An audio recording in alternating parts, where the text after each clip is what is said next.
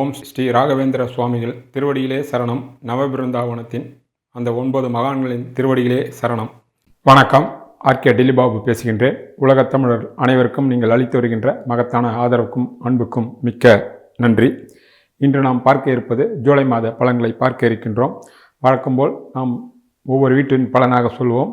நீங்கள் உங்களுடைய ராசிக்கும் பார்க்க வேண்டும். உங்களுடைய லக்னம் எதுவோ அதனுடைய ராசிக்கம் பார்த்தால்தான் நாம் சொல்கின்ற பலன்கள் உங்களுடைய வாழ்க்கையில் நிச்சயமாக ஒத்து வரும் என்பதை மீண்டும் உங்களுக்கு நினைவு கூறுகின்றோம். இப்பொழுது ஒவ்வொரு ராசியின் உண்டான பலன்களை நாம் இப்போது பார்க்கலாம். தனுசு ராசிக்கு ஜூலை மாத பலன்களை பார்க்கலாம். உங்களுடைய ராசிக்கு யோகத்தை கொடுக்கக்கூடிய சூரியனுடைய பார்வை நேரடியாக உங்களுடைய ராசி பார்க்கின்றார்.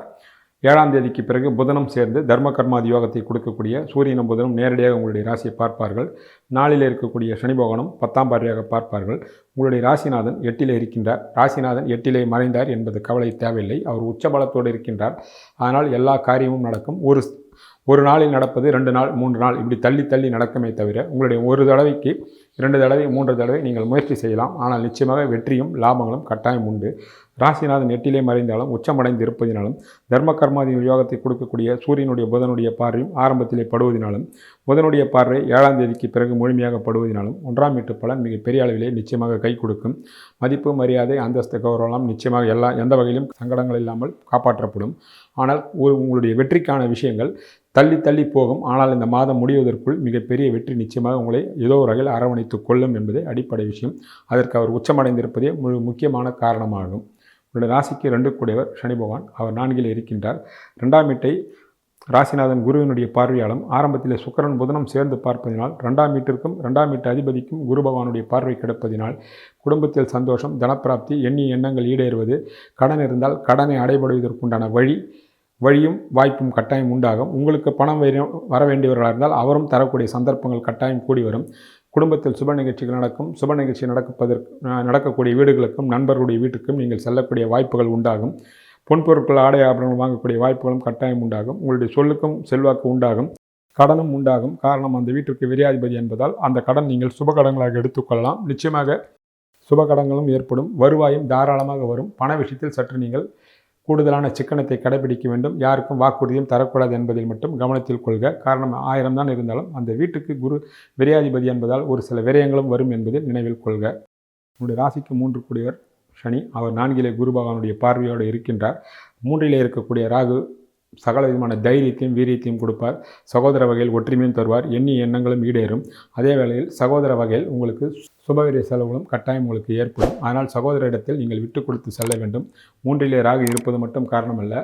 சகோதரக்காரன் செவ்வாயை சனி 3ஆம் பார்வையாக பார்ப்பதும் அதற்கு ஒரு காரணம். ஆனால் பயணங்கள் மூலமாக பலவிதமான நன்மைகளும் லாபங்களும் கட்டாயம் உண்டாகும். சகோதரனுடைய மூலமாக முழு ஒற்றுமையும் உண்டாகும். செவ்வாய் அவர் 3ஆம் பார்வையாக பார்த்தாலும் 3ஆம் வீட்டு அதிபதி சனிக்கு குரு பகவானுடைய பூர்வை பார்வை இருப்பதினால் அவருடைய ஒத்துழைப்பு உங்களுக்கு முழுமையாக கிடைக்கும். பயணங்கள் உண்டாகும். விஐபிகளுடைய தொடர்புகளும் உண்டாகும். ஒரு சில பயணங்கள் மூலமாக மிகப்பெரிய லாபங்களும்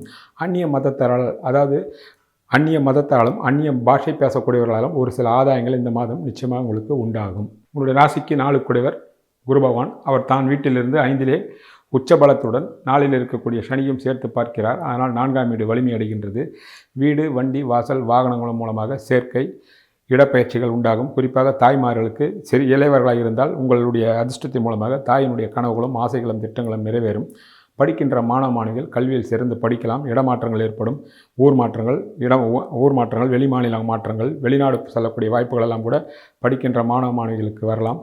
குறிப்பாக சகலவிதமான சௌபாகியங்களும் ஏற்படும். தாய்க்கு உடல்நிலை சீராகும். காரணம் குருவினுடைய பார்வை பூர்ணமாக கிடைப்பதனால் எல்லா விதமான நன்மைகளும் ஏற்படும். அதே வேளையில் 4ஆம் வீட்டின் மூலமாக சுபவிரயங்களும் ஏற்படும். அந்த வீட்டுக்கு சனி விரையாதிபதி 12 கூடியவர் என்பதனால் வீடு, வண்டி, வாசல், வாகனங்கள் மூலமாக சுபவிரயங்களும் ஏற்படும்.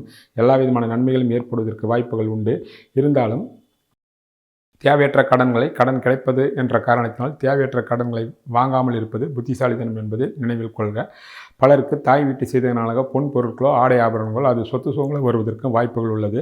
காரணம் 4ஆம் வீட்டு அதிபதி தனக்கு 5இலே உச்சமடைந்து தான் வீட்டை நேரடியாக பார்ப்பதால் குறிப்பாக தாய்மார்கள் பெண்களுக்கு தாய் வீட்டு சேதனமாக வருவதற்கு கூடுதலாக வாய்ப்புகள் உள்ளது என்பது தெளிவு. ராசிக்கு 5 கூடியவர் செவ்வாய். அவர் 6இலே இருக்கின்றார். தான் சுக்கிரன் வீட்டில் இருப்பது நன்மை. அதே வேளையில் 6இல் வீட்டில் இருப்பதனால் பிள்ளைகள் வகையில் சுபவிரயங்கள் ஏற்படும். அது படிப்புக்காகவோ திருமணத்திற்காகவோ கல்விக்காகவோ மற்ற சுபகாரியங்களுக்காக இருக்கலாம். தசாபுத்தி சரியில்லை என்றால் பிள்ளைகள் வகையில் சங்கடங்களும் எதிர்ப்புகளும் வைத்திய செலவுகளும் உங்கள் பேச்சை கேட்காமல் போகக்கூடிய சூழ்நிலைகளும் உருவாகும். அதற்கு காரணமாக சனியினுடைய 3ஆம் பார்வை அமையும் என்பதும் நீங்கள் நினைவில் கொள்ள வேண்டிய விஷயங்களாகும். ஆக அப்படிப்பட்ட கிரக சேர்க்கை உங்கள் சொந்த ஜாதகத்தில் இல்லாமல் தசாபுத்தி சாதகமாக இருந்தால் 5ஆம் வீட்டதிபதி 6லே இருப்பதினால் தான் வீட்டின் தனஸ்தானத்தில் இருப்பதால் பிள்ளைகள் நல்ல வேலை கிடைத்து பெரிய அளவிலே சம்பாதிக்கக்கூடிய பாக்கியமும் பலருக்கு வரும் என்பது நினைவில் கொள்க. ராசிக்கு 7 கூடியவர் புதன். அவர் ஆரம்பத்தில் 8லே குருவுடன் இருந்து பிறகு 7லே ஆட்சி பெறுகின்றார். ஆக 7ஆம் வீட்டின் மூலமாக இந்த மாதம் முழுமையாக நன்மைகள் நடைபெறும். திருமணமாக இருப்பவர்களுக்கு சற்று கூடுதலான முயற்சி செய்தால் திருமண முயற்சி உண்டாகும். குரு பகவான் உச்சமடைந்து குடும்பஸ்தானத்தை பார்ப்பதால் குடும்பம் அமையும். பிரிந்திருந்த குடும்பமும் ஒன்று சேரும். கணவன் மனைவிக்குள் ஒற்றுமையும் பொருளாதார முன்னேற்றமும் கட்டாயம் உண்டாகும். 7ஆம் வீட்டதிபதி 7 இருப்பது மட்டும் இல்லாமல் உடன் சூரியன் இருப்பதனால் தர்ம கர்ம யோகமும் உண்டாகிறது. 7ஆம் வீட்டின் மூலமாக ஒரு சில நன்மைகளும் யோகங்களும் உண்டாகும். அதே வேளையில் கணவன் மனைவிக்குள் விட்டு கொடுத்து செல்ல வேண்டும். காரணம் விரையாதிபதி செவ்வாய் சுக்கிரனை பார்ப்பதனால் ஒரு சில சுப விரயங்களும் வரும் என்பது நினைவில் கொள்க. தசாபுத்தி சரியில்லாதவர்களுக்கு வீண் விரிய செலவுகளும் வரலாம். உங்களுடைய ராசிக்கு 8 கூடியவர் சந்திரன். அவர் 4 கிரகம். 8லே உங்களுடைய ராசிநாதனும் 4 கூடிய குரு உச்சமடைந்திருக்கின்றார். உடன் ஆரம்பத்திலே சுக்கிரனும் புதனும் இருக்கின்றார்கள். 16ஆம் தேதிக்கு பிறகு சூரியனும் 9 கூடிய சூரியனும் சேர்ந்து 2ஆம் வீட்டை பார்ப்பார்கள். ராசிநாதன் உச்சமடைந்து 8லே இருப்பதினால் 8ஆம் வீட்டு கெடுபலன்கள் நிச்சயமாக உங்களை அண்டாது. மதிப்பு மரியாதை அந்தஸ்துக்கு குறை வராது. அசிங்கம் கேவலம் வம்பு வழக்கு விமர்சனங்கள் வராது. அப்படியே வந்தாலும் உங்கள் முதுகுக்கு பின்னால் வரும். அதை பற்றி நீங்கள் கவலைப்பட தேவையில்லை. அவர் 8லே மறைந்து உங்களுடைய ராசிநாதன் குரு தனக்காரனாக இருப்பதினால் உங்கள் 2ஆம் வீட்டை பார்ப்பதினால் எதிர்பாராத தனப்பிராப்தியும் அதிர்ஷ்டமும் உங்களுக்கு வர வேண்டிய பாக்கி சாக்கிகள் வரலாமே தவிர 8ஆம் வீட்டின் மூலமாக சங்கடங்கள் வராது என்பதை நிச்சயமாக நீங்கள் எதிர்பார்க்கலாம். உங்களுடைய ராசிக்கு 9 கூடிய சூரியன். அவர் ஆரம்பத்தில் 7லும் பிறகும் அவர் 8லும் இருக்கின்றார். 9லே ராகுக்கு அது சம்பந்தத்துடனும் 4ஆம் தேதிக்கு பிறகு சுக்கிரனும் 6லே இருக்கக்கூடிய செவ்வாயினுடைய பார்வையும் வாங்குவதனால் மாத பிற்பகுதியில் 9 கூடியவர் தனக்கு 12லே இருந்தாலும் குருவுடன் சம்பந்தமாக இருப்பதினால் நிச்சயமாக 9ஆம் வீட்டின் மூலமாக ஏதோ ஒரு வகையில் அதிர்ஷ்டம் கட்டாயம் உண்டாகும். செவ்வாயினுடைய பார்வையாலும் பலவிதமான நன்மைகள் கட்டாயம் உண்டாகும். காரணம் அவர் 5 கூடியவராகியும் அந்த வீட்டிற்கு அவர் சிம்மத்திற்கு அவர் 4, 9 கூடிய யோகாதிபதியாக இருப்பதினால் ஒரு சில நன்மைகள் தந்தையாலும் தந்தைய உறவுகள் மூலமாக எதிர்பார்க்கலாம். ஆன்மீக சுற்றுலா பயணங்கள் போவதற்கு வாய்ப்புகள் உள்ளது. ஒரு சில அதிர்ஷ்டங்கள் மூலமாக உங்கள் கனவுகளும் ஆசைகளும் திட்டங்களும் நிறைவேறலாம். 9ஆம் வீட்டதிபதி தனக்கு 12ல் இருப்பதினால் சுபவெரிய செலவுகள் தந்தையாலும் தந்தை உறவுகளாலும் வரலாம். அல்லது சுப நிகழ்ச்சிகள் கலந்து கொள்ளக்கூடிய வாய்ப்புகள் உருவாகலாம். அல்லது உங்கள் நீண்ட நாட்கள் கனவுகளும் ஆசைகளும் நிறைவேறுவதற்கு வாய்ப்புகள் உள்ளது. புனித நதிகள் நீராடக்கூடிய பாக்கியமும் கட்டாயம் உண்டாகும். ஏதோ ஒரு வகையில் நன்மைகள் உண்டாகுமே தவிர வீண் வெறிய செலவுகளோ சங்கடங்களோ வராது என்பதை நிச்சயமாக நீங்கள் நம்பலாம். உங்களுடைய ராசிக்கு 10 கூடியவர் புதன். அவர் ஆரம்பத்தில் 8லே பிறகு அவர் 7லே ஆட்சி பெற்று முழுமையாக இருப்பதினால் 10ஆம் வீட்டை சனி பகவான் பார்வை செய்தாலும் 10ஆம் வீட்டு அதிபதி சாதகமாக இருப்பதினால் தொழிலதிபர்களுக்கும் சரி பணியில் இருப்பவர்களுக்கும் சரி ஏற்றம் முன்னேற்றம் லாபங்கள் நிச்சயமாக உண்டு. கூட்டுறவு தொழிலில் இருப்பவர்களுக்கும் பார்ட்னர்ஷிப் முறையில் தொழில் செய்கின்றவர்களுக்கும் லாபங்கள் உண்டு.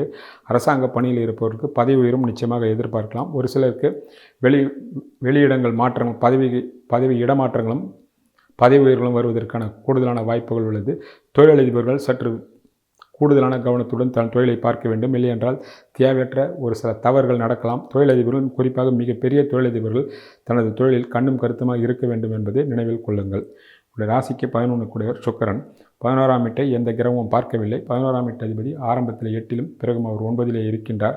ராகுக்கு அது சம்பந்தத்துடன் செவ்வாய் அவரை பார்வை செய்வதனால் 11ஆம் வீட்டின் மூலமாக ஒரு சில லாபங்களும் யோகங்களும் மூத்த சகோதர வகைகள் ஒரு சில சுபவீரியங்களும் உண்டு.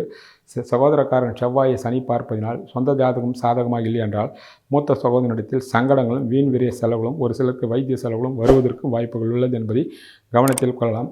இருந்தாலும் 9ஆம் வீட்டு அதிபதி தனக்கு 11லும் 9லும் இருப்பதினால் ஒரு சில நன்மைகளும் நிச்சயமாக உண்டு என்பதும் தெளிவு. உங்களுடைய ராசிக்கு 12 கூடிய செவ்வாய்.